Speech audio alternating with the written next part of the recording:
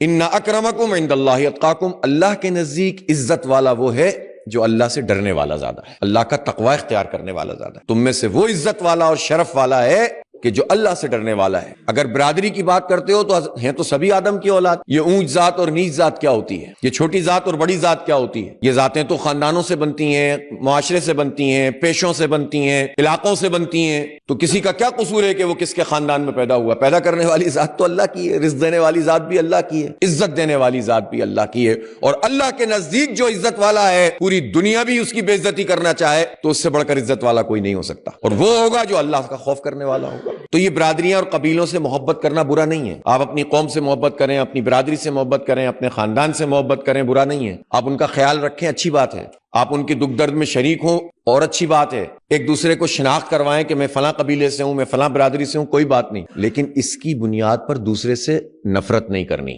اور حق اور باطل کے معاملے میں حق کا ساتھ دیں گے چاہے اپنے قبیلے پہ ہی اس کی عزت نہ پڑ رہی ہو۔ مشکل کام ہے نا، یہ مشکل کام ہے،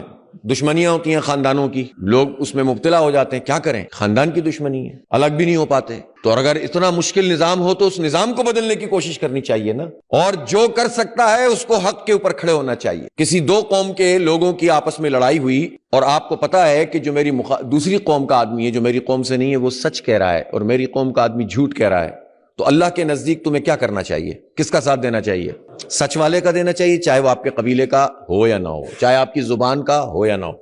ایون چاہے وہ مسلمان ہو یا نہ ہو۔ واقعات میں تو وہ چیز بھی آتی ہے کہ یہودی کا مقدمہ لے کر آئے مسلمان کے ساتھ اور یہ ثابت ہو گیا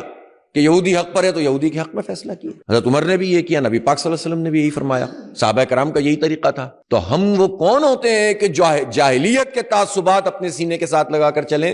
جس کو نبی اکرم صلی اللہ علیہ وسلم نے فرمایا کہ میں اس کو قدموں تلے روند کے جا رہا ہوں۔ لہٰذا ہماری ذمہ داری یہ ہے کہ ظلم جس کے خلاف بھی ہو ہم اس پر آواز بلند کریں گے، چاہے وہ پٹھان کے خلاف ہو، چاہے وہ پنجابی کے خلاف ہو، چاہے وہ مہاجر یا بلوچ کے خلاف ہو، کسی کے سندھی کے خلاف ہو، اس پر بات کرنی چاہیے،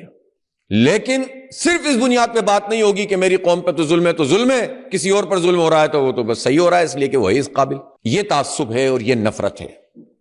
اس نفرتوں کو مٹانے کے لیے جماعت اسلامی کام کرتی ہے۔